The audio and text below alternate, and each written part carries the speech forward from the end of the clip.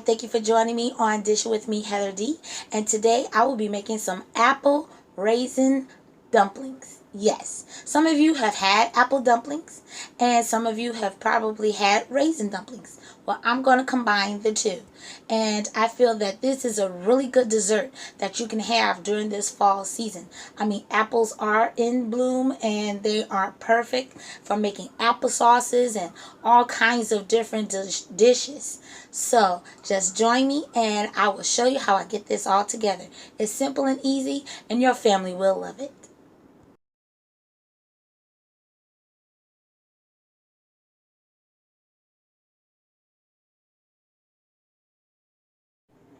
So we're going to start out with cutting up some apples. As you can see here, I have actually in my little plate here, I have miscellaneous apples. I had some Brayburn, I had Macintosh, I had Golden Delicious.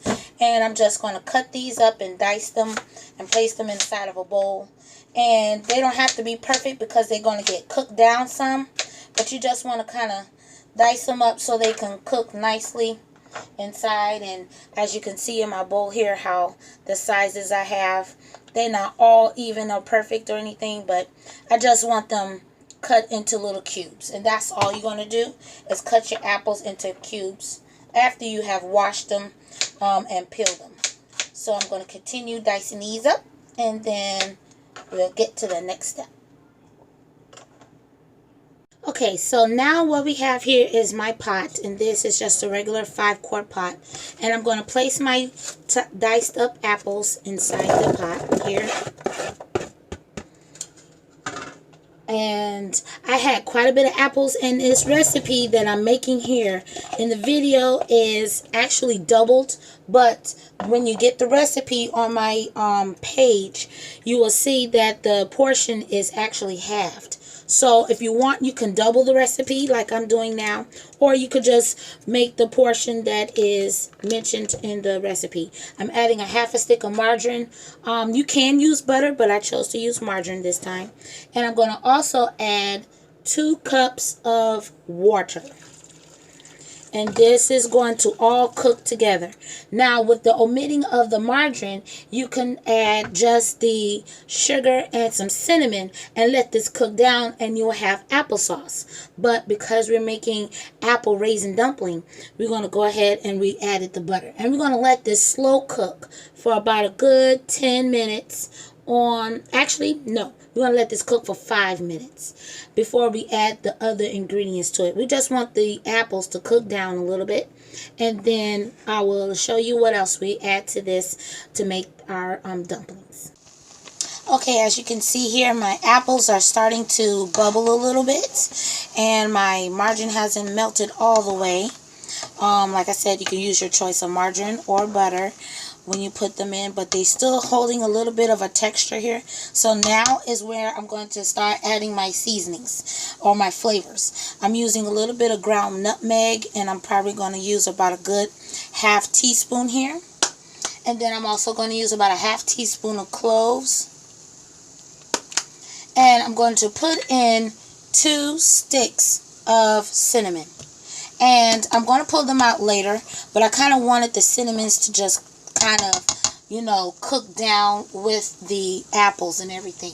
And then I'm going to go ahead and add my raisins that have been washed and sorted because I wanted to make sure that all of the little sand and whatever particles was in there was gone. Oh boy, I'm too close. It's starting to fog up my camera lens. But as you can see, I'm just going to go ahead and stir this around. And I'm going to go ahead and let this cook for about a good 10 or 15 minutes. Or at least until my apples are softer than what they are. And I'm going to add as a final touch a little bit of lemon juice. This is only about a good teaspoon. And this is just going to add a little bit of freshness with those apples. And I'm going to let this all cook together before we add our sugar and our dumplings. Alright, look at how those apples are starting to bubble and they are starting to soften up and those raisins are starting to plump up. So now I'm going to go ahead and just remove these cinnamon sticks because I believe we got enough of the flavor. If you don't have cinnamon sticks, you can go ahead and just use your ground cinnamon. I just had these cinnamon sticks here, and I figured that'll be perfect to go ahead and add to this recipe. So now I'm about to add my sugar. I have 1 cup of granulated sugar that I'm going to go ahead and add to this. And you might think it's a lot, but it really isn't. And I'm going to go ahead and just mix this all in, because this is going to really sweeten up this dish. And as this cooks, I'm going to lower the temperature from medium to medium low to a simmer. And I'm going to let this slow cook as I get my dumplings together. Boy, don't that look good. I wish you could smell all of that deliciousness with the cinnamon and the sugar, the cloves and the nutmeg. Oh, It is so good. Okay, I'm going to let that cook as I get my dumplings together. Okay, so for the dumplings, I'm using some almond milk. I was going to use regular white milk, but I wanted some extra flavor and depth to my dumplings. So I'm adding about 1 cup of almond milk. And this is plain almond milk. There's no sweetener and there's no vanilla. And I'm going to add, start with 1 cup of self-rising flour. And I'm using my King Arthur self-rising flour.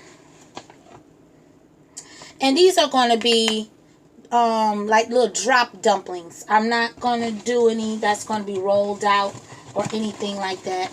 These are just going to be simple drop dumplings. And I added also about an extra, maybe 1/4 of a cup of flour. So it's about 1 and 1/4 cup of flour. And this is self-rising flour, like I said. And I'm going to go ahead and slowly stir in. Dump this in the sink. Slowly stir in my almond milk. And if I happen to need more liquid, then I'll go ahead and get some more almond milk to add to it. Just gonna slowly stir this, and I might need a bigger bowl. But like I said, these are going to be little drop dumplings. And I'm just stirring this up while I'm adding this slowly. And we're just going to drop them in using our little spoon. And I'm going to try to get me a bigger dish, because I just realized this is not big enough. So I'll be right back. Okay, so I went ahead and got a larger bowl here. And I'm going to go ahead and finish off with the almond milk and stir this up. And this is our all-purpose flour, like I said. Whoops, spilled a little out. And I'm just going to mix this up until a little paste kind of develops in here. And if you get a few lumps, that's okay. Like I said, this is type drop dumplings. And I'm going to add just a pinch more flour, because I want this to be a little bit thicker. And as you make your dumpling mixture, you will be able to tell as you stir whether or not you will need more flour or less liquid, or however, to get that consistency you're looking for. And I think I got it right now. Gonna make sure I swipe all around the sides here. And this is the texture that I'm looking for to be able to drop them. Alright, now to drop these babies into our dessert. Alright, look at that. Don't that look delicious? And now we are about to add our dumplings. And like I said, these are drop dumplings. So as you will see, I just drop in little spoons. And you could drop in as many dumplings as you like. I like a lot of dumplings. And they're going to be all different sizes. And you don't want these to cook too long, because then it'll end up dissolving. So I'm going to go ahead and let this cook for probably about a good 5 to 7 minutes. Just for the dumplings to finish and get a little stiff in this. Now, if you want, you can go ahead and do the rollout method, or get the biscuit mixture, or you can go ahead and add some of the Pillsbury biscuits and do your biscuit drop dumplings that way also. I'm just going to let this sit a little bit, and you will see how it all comes together. Right now, it don't look right, but you just need a few minutes to let it cook. I'm going to go ahead and drop a couple more of these little dumpling pieces. And I'm going to go ahead and let this cover and cook for about a good 5 to 7 minutes. After 7 minutes, look at this. This apple and raisin dumpling. You can see all the little bite-sized pieces of dumplings in here. And of course, this is ready to be served up. And it's nice and warm on a cold afternoon or cold evening.